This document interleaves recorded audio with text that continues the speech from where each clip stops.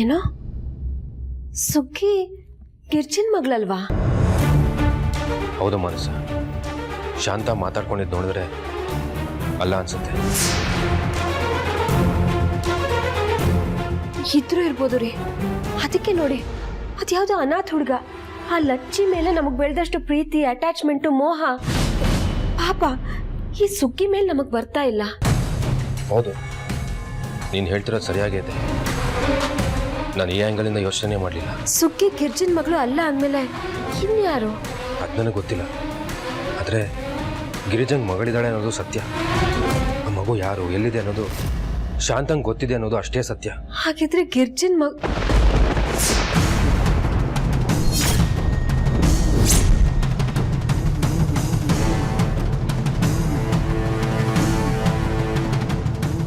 ಏನೋ ಕಂದ? ಏನಿಲ್ಲ, ಮನಿ ಕೊಡಮ್ಮ ಅಂತ ಹೋಯ್ತಿದ್ದೆ. ನೀವು ಗಿರ್ಜಾ ಅಂತ ಏನೋ ಮಾತಾಡ್ತಿದ್ರಿ, ಅದಕ್ಕೆ ಬಂದೆ. ಏನೂ ಇಲ್ಲ ಲಚ್ಚಿ, ನಾವೇನೋ ಮಾತಾಡ್ತಾ ಇದ್ವಿ ಅಷ್ಟೇ. ನಿನ್ಗೆ ಹೇಳಿದ್ರೆ ಅರ್ಥ ಆಗಲ್ಲ. ನೀನು ಹೋಗಿ ಮಲ್ಕೋ. ಹೋಗು ಪುಟ್ಟ.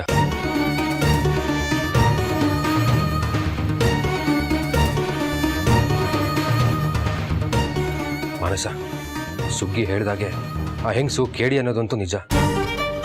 ಅದೇ ಕೇಡಿ ಬುದ್ಧಿ ಉಪಯೋಗಿಸಿ ಗಿರಿಜನ್ ಮಗಳನ್ನ ಎಲ್ಲೋ ನಾಪತ್ತೆ ಮಾಡಿ ತನ್ನ ಮಗಳನ್ನ ಗಿರಿಜನ್ ಮಗಳು ಅಂತ ಹೇಳಿ ನಮ್ಮನ್ನ ನಂಬ್ಸಕ್ ನೋಡ್ತಿದ್ದಾಳ.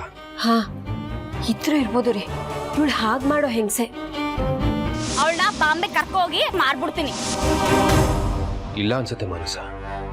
ಅವಳು ನಿಜವಾಗ್ಲೂ ಅವಳು ಎತ್ಮಗಳನ್ನ ಆಗಿದ್ದಿದ್ರೆ ಮುಂಬೈಗೆ ಮಾರ್ಬಿಡ್ತೀನಿ, ಭಿಕ್ಷೆ ಬೇಡಕ್ ಹಾಕ್ಬಿಡ್ತೀನಿ ಅಂತ ಹೆದರ್ಸಕ್ಕೂ ಹೇಳ್ತಾ ಇರ್ಲಿಲ್ಲ ಅನ್ಸುತ್ತೆ. ಸುಗ್ಗಿ ಗಿರಿಜನ್ ಮಗಳು ಅಲ್ವಾ? ಏನ್ ಮಾಡ್ಲಿ? ಈ ರಹಸ್ಯನ ಹೇಗೆ ತಿಳ್ಕೊಳ್ಳಿ? ಗಿರಿಜನ್ ಮಗಳು ಯಾರಿರ್ಬೋದು? ರೀ, ಗಿರ್ಜಿನ್ ಮಗಳು ಯಾರು ಅಂತ ಇವಳಿಗಿಂತ ಗಿರ್ಜಿನ್ ಅಣ್ಣ ಅಂದ್ರೆ ಶಾಂತನ್ ಗಂಡ ಇದ್ದಾನಲ್ಲ, ಅವನಿಗೆ ಚೆನ್ನಾಗಿ ಗೊತ್ತಿರುತ್ತಲ್ವಾ? ಹೌದು. ಹಾಗಿದ್ರೆ ಈಗ ಅವನು ಹುಷಾರಾಗೋವರೆಗೂ ನಾವು ಅವನನ್ನ ಕಣ್ಣಲ್ಲಿ ಕಣ್ಣಿಟ್ಟು ಕಾಯ್ಬೇಕು. ಆಗ್ಲೇ ಸತ್ಯ ಯಾವುದು ಸುಳ್ಳು ಯಾವುದು ಅಂತ ನಮಗೆ ಕರೆಕ್ಟಾಗಿ ಗೊತ್ತಾಗೋದು.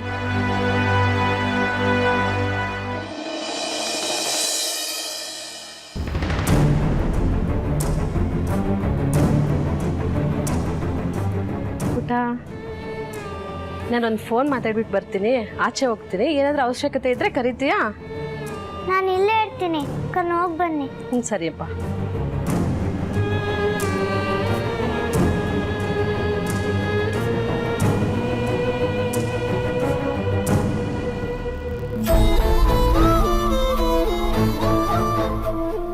ಹೆಂಗಿದ್ಯಾ ಮಾಮ? ಗುಂಡು ಬಿದ್ದಿರೋ ಜಾಗ ನೋವ್ತಾಯ್ತಾ? ನರ್ಸಮ್ಮ ಔಷಧಿ ಹಚ್ಚವಳ? ಬ್ಯಾಂಡೇಜ್ ಹಾಕವಳ?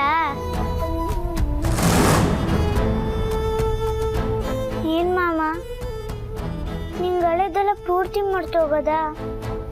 ನಾನು ಯಾರು ಅಂತಾನೂ ಮರ್ತೋಗದ? ವಸಿ ಎಲ್ಲ ನಾವು ಜ್ಞಾಪಕ ಮಾಡ್ಕೋ. ನೀ ನನ್ನನ್ನ ನಿನ್ ಸೈಕಲ್ ಮೇಲೆ ಕೂರ್ಸಿ ಊರೆಲ್ಲ ಸುತ್ತಾಡ್ಸ್ತಿದ್ದೆ, ನೆನ್ಪಾಯ್ತಾ? ನಾನಿನ್ ಕೋಗಿಲಮ್ಮನ ಇಟ್ಕೊಂಡು ಅದ್ರಲ್ಲಿ ಬರೋ ಹಾಡ್ನೆಲ್ಲ ಕೇಳ್ತಾ ಇದ್ದೆ. ನೀ ನನಗ್ ಬೈತಾ ಇದ್ದೆ. ನೀನ್ ದಿನಾಲು ಪಟ್ಟಿ ಕತೆ ಹೇಳ್ತಾ ಇದ್ದೆ. ಅದ್ರಲ್ಲಿ ಯಾವ್ದಾರ ಒಂದ್ ಹೇಳು ನೋಡಮ್ಮ. ನೀ ನನ್ನನ್ನ ತೊಡೆ ಮೇಲೆ ಕೂರ್ಸ್ಕೊಂಡು ರಾಜ್ಕುಮಾರಿ ಕತೆ, ರಾಜ್ಕುಮಾರ ಕತೆ, ಬೇತಾಳನ್ ಕತೆ ಎಲ್ಲ ಹೇಳ್ತಾ ಇದ್ದೆ. ಏನ್ ಮಾಮ, ಅಷ್ಟೆಲ್ಲ ಮಾಡ್ತಿದ್ದವನು ಈಗೇನು ಮಾತಾಡ್ದೆ, ಅಲ್ಲಾಡ್ದೆ, ಗೊಂಬೆ ಮಲ್ಕೊಂಡ್ಬಿಟ್ಟಿದ್ಯಲ್ಲ, ಇದು ಸರಿಯಾ? ಮಾತಾಡು ಮಮ್ಮ, ಯಾವ್ದಾರ ಕತೆ ಹೇಳು ಮಮ್ಮ. ಆಯ್ತು ಬಿಡು, ನಾನು ಹಾಡು ಕೇಳಾರ ಎಚ್ಚರ ಮಾಡ್ಕೊಂಡಿಯಾ? ಆಡ್ಲಾ? ಸರಿ.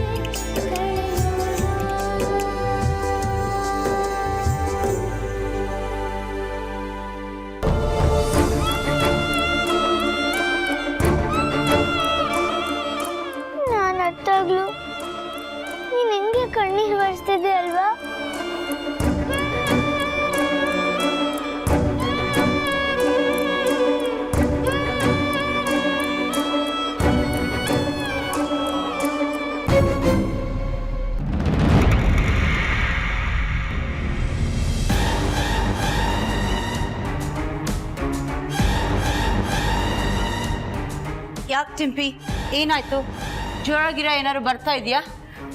ಜ್ವರ ಮಾತ್ರ ಅಲ್ಲ ಜೇಜೆ, ಹಾರ್ಟ್ ಅಟ್ಯಾಕ್ ಆಗೋ ಪರಿಸ್ಥಿತಿಗೆ ಬಂದು ಕೂತಿದ್ದೀನಿ. ಚಿಚ್ಚೆ ಯಾಕೆ ಹಾಗೆಲ್ಲ ಮಾತಾಡ್ತೀಯಾ? ಆ ಭದ್ರಿಗೆ ನನ್ನ ಮಗಳ ಸತ್ಯ ಗೊತ್ತಾಗಿದೆ, ಅದಕ್ಕೆ ಅವನು ಅಷ್ಟೆಲ್ಲ ಕ್ರಾಸ್ ಕ್ವೆಶನ್ಸ್ ಕೇಳ್ತಾ ಇದ್ದಿದ್ದು. ಅವನಿಗೆ ರಿಯಾ ತನ್ನ ಮಗು ಅಂತ ಕನ್ಫರ್ಮ್ ಆಗೋಗಿದೆ. ಅವನ ಆ ಥರ ಪ್ರಶ್ನೆ ಕೇಳುವಾಗ ನಂಗೂ ಹಾಗೆ ಅನಿಸ್ತು ದಿಂಪಿ. ಈಗೇನು ಮಾಡೋದು ಜೇಜೆ, ನನಗೇನು ತೋಚ್ತಾನೆ ಇಲ್ಲ. ಇದು ಹೀಗೆ ಆಗುತ್ತೆ, ಇಲ್ಲಿಗೆ ಬಂದು ನಿಲ್ಲುತ್ತೆ ಅಂತ ನಾನು ಹೇಳ್ದಾಗೆಲ್ಲ ನೀನು ನನಗೆ ಬೈತಿದ್ದೆ. ಈಗ ನೋಡು ಎಲ್ಲಿಗೆ ಬಂದು ನಿಂತಿದೆ ಅಂತ. ಮೈ ಗಾಡ್, ಅಂದರೆ ಆ ಬದ್ರಿ ರಿಯನ್ಗೋಸ್ಕರ ಈ ಮನೆಗೆ ಬರ್ತಾನೆ ಬರ್ತಾನೆ ಬರ್ತಾನೇ ಇರ್ತಾನೆ.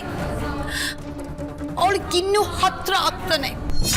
ಅವಳೇ ಬೇಕು ಅಂತಾನೆ, ಅವಳ ಜೊತೆಗೆ ನಿನ್ನೂ ಬೇಕು ಅಂತಾನೆ, ನಿನಗೂ ಹತ್ರ ಆಗ್ತಾನೆ.